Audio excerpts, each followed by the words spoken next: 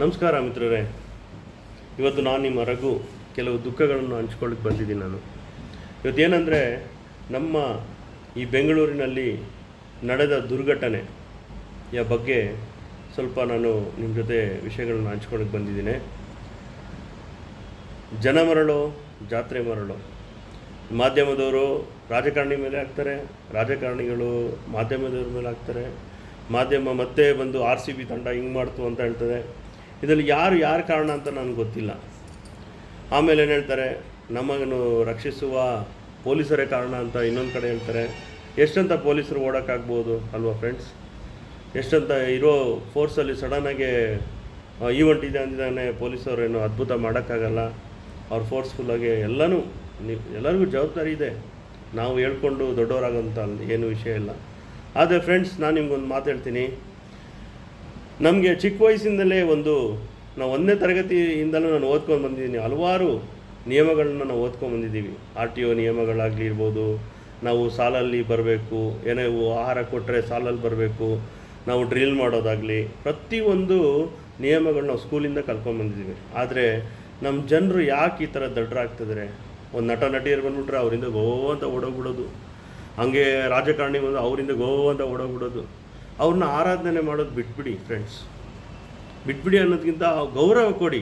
ಅವರಿಂದ ಅವ್ರ ಕಾರ್ ಬಂದಿದ್ದ ಅವರಿಂದ ಓಡೋದಾಗಲಿ, ಇವರಿಂದ ಓಡೋದಾಗಲಿ ಬೇಡ ಫ್ರೆಂಡ್ಸ್. ಇದು ನಿಮ್ಮ ಪ್ರೀತಿಯ ಜನರು, ಅಂದರೆ ನಿಮ್ಮ ಪ್ರೀತಿ ಮಾಡುವಂಥ ಜೀವ ಒಂದು ಮನೇಲಿ ಕಾಯ್ತಾ ಇರ್ತದೆ. ನಿಮಗೆ ಜವಾಬ್ದಾರಿ ಒಂದು ಕಾಯ್ತಾ ಇರುತ್ತೆ. ನಿಮ್ಮ ಹೆಂಡ್ತಿ, ನಿಮ್ಮ ಮಕ್ಕಳು ಅದಕ್ಕಂತ ಕಾಯ್ತಾ ಇರ್ಬೋದು, ಇಲ್ಲ ನಿಮ್ಮ ಅಕ್ಕ ತಂಗಿರು ತಾಯಿ ಕಾಯ್ತಾ ಇರ್ಬೋದು. ಸೊ ಈ ರೀತಿ ನಿಮ್ಗಂತ ಒಂದು ಜವಾಬ್ದಾರಿ ಇದೆ ಫ್ರೆಂಡ್ಸ್. ಆಯಿತು, ನೋಡೋಕ್ಕಾಗಿಲ್ಲ ಅಂದರೆ ಪರವಾಗಿಲ್ಲ, ಮಾಧ್ಯಮದವ್ರು ಇದ್ದಾರಲ್ಲ, TV ವಿಯಲ್ಲಿ ತೋರಿಸ್ತಾರೆ, ಮಿಸ್ ಆದರೆ ಪರವಾಗಿಲ್ಲ. ಈವ್ನಿಂಗ್ ಮನೆಗೆ ಬಂದು ನೋಡಿ ಫ್ರೆಂಡ್ಸ್. ಕೊಹ್ಲಿ ಎಲ್ಲ ಟೀಮ್ 11 ಜನ ಟೀಮಲ್ಲಿ ಇರ್ತಾರೆ. 11 ಜನ ಒಂದೇ ಥರ ಡ್ರೆಸ್ ಹಾಕ್ಕೊಳ್ತಾರೆ. ಯಾರು ಕೊಹ್ಲಿ, ಯಾರ್ಯಾರ ಟೀಮು ಏನಂತ ನಿಮ್ಗೆ ನೋಡೋಕ್ಕಾಗತ್ತಾ ಫ್ರೆಂಡ್ಸ್? ಒಬ್ಬ ಮರದ ಮೇಲೆ ಹತ್ಬಿಟ್ಟಿದ್ದಾನೆ, ಒಬ್ಬ ಹೈಕೋರ್ಟ್ ಮೇಲೆ ಹತ್ಬಿಟ್ಟಿದ್ದಾನೆ ಫ್ರೆಂಡ್ಸ್. ದಯವಿಟ್ಟು ನನ್ನ ಮಿತ್ರರೇ, ದಯವಿಟ್ಟು ಇದನ್ನು ಬಿಟ್ಟುಬಿಡಿ. ನಿಮ್ಮ ಊರಲ್ಲಿ ಯಾರೇ ದೊಡ್ಡ ಮನುಷ್ಯ ಬರಲಿ, ಅವ್ರ ಜವಾಬ್ದಾರಿ ಕೊಟ್ಟಿದ್ದಕ್ಕೆ ಅವ್ನು ದೊಡ್ಡ ಮನುಷ್ಯ, ಆಯಿತಾ? ನಾನು ಹೇಳೋದು ಇಷ್ಟೇ ಫ್ರೆಂಡ್ಸ್, ನಿಮ್ಮ ಜವಾಬ್ದಾರಿ ನೀವು ಮರಿಬೇಡಿ. ನಿಯಮಗಳನ್ನ ಪಾಲಿಸಿ. ಬಂದಿದ್ದಾರೆ, ಗೌರವ ಕೊಡಿ. ಅವ್ರು ಮಾಡಿದಂಥ ಒಳ್ಳೆ ಕೆಲಸಕ್ಕೆ ಚಪ್ಪಾಳೆ ತಟ್ಟಿ ಗೌರವ ಕೊಡಿ ಫ್ರೆಂಡ್ಸ್. ಅದನ್ನು ಹೇಳಲಿಕ್ಕೆ ನಾನು ಬಯಸ್ತಾ ಇದ್ದೀನಿ. ಅದೇ ರೀತಿಯಲ್ಲಿ ತರಾತುರಿಯಲ್ಲಿ RCBಯ ಈವೆಂಟನ್ನು ಅನ್ವಯಿಸಿದ ಎಲ್ಲ ಜವಾಬ್ದಾರಿಯ RCBಯ ತಂಡ ಆಗಿರ್ಬೋದು, RCBಯ ಕಾರ್ಯದರ್ಶಿಗಳಾಗ್ಬೋದು. ಒಂದು ಸತಿ ಹೇಳ್ತಾರಂತೆ, 2ನೇ ಗೇಟ್ ನಂಬರ್ಗೆ ಹೋಗಿ ಅಲ್ಲಿಂದ ಎಂಟ್ರಿ ಪಾಸ್ಗೆ ಅಂತಾರಂತೆ, ಅಲ್ಲಿಂದ 2ನೇ ಗೇಟಿಂದ 3ನೇ ಗೇಟಿಗೆ ಹೋಗಿ ಅಲ್ಲಿ ಪಾಸ್ ಅಂತ ಹೇಳ್ತಾರಂತೆ. ಈ ರೀತಿ ಕನ್ಫ್ಯೂಷನ್ ಮಾಡಿದಾಗ ನಮ್ಮ ಪೊಲೀಸ್ ಸಿಬ್ಬಂದಿಗಳು ಏನು ಮಾಡೋಕ್ಕಾಗತ್ತೆ? ಏನು ಕೇಳಿದ್ರೆ, ಇಲ್ಲಿ ಜನರನ್ನ ಕಂಟ್ರೋಲ್ ಮಾಡೋದಾ, ಇಲ್ಲಿ ಟ್ರಾಫಿಕ್ನ ಕಂಟ್ರೋಲ್ ಮಾಡೋದಾ, ಇಲ್ಲಿ ಜವಾಬ್ದಾರಿ ವಹಿಸ್ಕೊಂಡಿರುವಂಥ ಅಧಿಕಾರಿಗಳು ಇಲ್ಲಿ ನೋಡೋದಾ, ರಾಜಕಾರಣಿಗಳನ್ನ ಪ್ರೊಟೆಕ್ಷನ್ ಕೊಡೋದಾ, ಇಲ್ಲಾಂದರೆ ಬಂದಿರುವಂಥ ಟೀಮನ್ನು ಪ್ರೊಟೆಕ್ಷನ್ ಕೊಡೋದಾ? ಈ ರೀತಿಯಲ್ಲಿ ನಮ್ಮ ಪೊಲೀಸ್ ಅಧಿಕಾರಿಗಳನ್ನ ನೀವು ಬಲಿಪಶುವಾಗಿ ಮಾಡಿದ್ದು ನನಗೆ ಸರಿ ಅನಿಸಿಲ್ಲ. ಸರ್ಕಾರ ಕೆಲವು ಪರಿಹಾರ ಕೊಟ್ಬಿಟ್ರೆ, ನಾವು ಕಳೆದುಕೊಂಡವರು, ನಾವು ಪ್ರೀತಿಯಿಂದ ಪ್ರೀತಿಸೋರು ಕಳ್ಕೊಂಡ್ಬಿಟ್ರೆ ಎಷ್ಟು ಅದನ್ನು ಹೊಂದಿಸ್ಬಿಡೋಕ್ಕಾಗಲ್ಲ, ಆ ದುಃಖನ ತುಂಬಕ್ಕಾಗಲ್ಲ. ಯಾರೇ ಎಷ್ಟೇ ಪರಿಹಾರ ಕೊಡಲಿ ಅದು ತುಂಬಿಸೋಕ್ಕಾಗಲ್ಲ.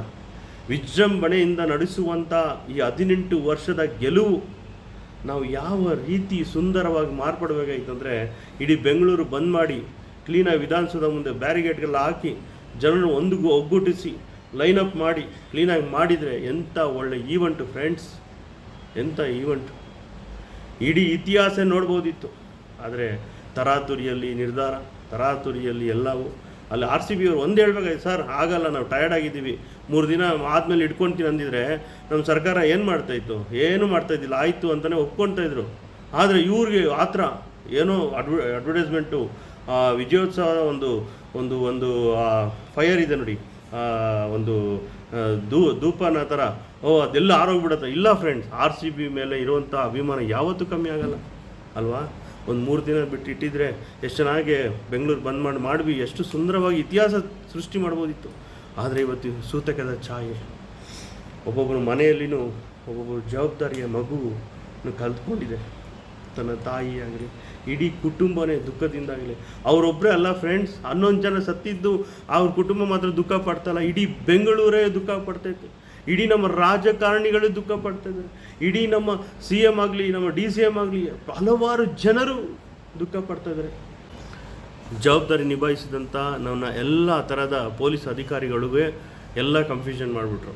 ಈ ರೀತಿಯಲ್ಲಿ ಫ್ರೆಂಡ್ಸ್, ನಾವು ಪೊಲೀಸರು ಸರಿಯಲ್ಲ ಅನ್ನೋಕ್ಕೆ ಬರೋದೇ ಇಲ್ಲ. ಪೊಲೀಸರು ಬಹಳ ಶ್ರಮ ಪಟ್ಟಿದ್ದಾರೆ.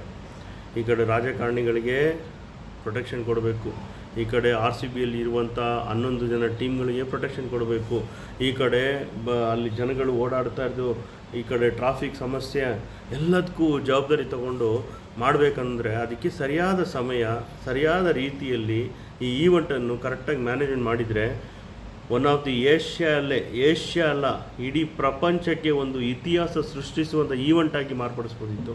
ಆದರೆ ಇವತ್ತು ನಾವೇನು ಮಾಡ್ತಾಯಿದ್ದೀವಿ ಫ್ರೆಂಡ್ಸ್, ಇವತ್ತು ನಾವೇನು ಮಾಡಿದ್ದೀವಿ, ನಮ್ಮ ಈ RCBಯ ಬೇಜವಾಬ್ದಾರಿಯ ಒಂದು ನಿರ್ಧಾರನೇ ಕಾರಣ. ಇಲ್ಲಿ ಯಾವ CMನೂ ಕಾರಣಾಂತರಲ್ಲ, ಯಾವ ಪೊಲೀಸ್ ಅಧಿಕಾರಿಗಳು ಕಾರಣಾಂತರಲ್ಲ, ಯಾವ ಕರ್ನಾಟಕ ಸರ್ಕಾರನೂ ಕಾರಣಾಂತರಲ್ಲ.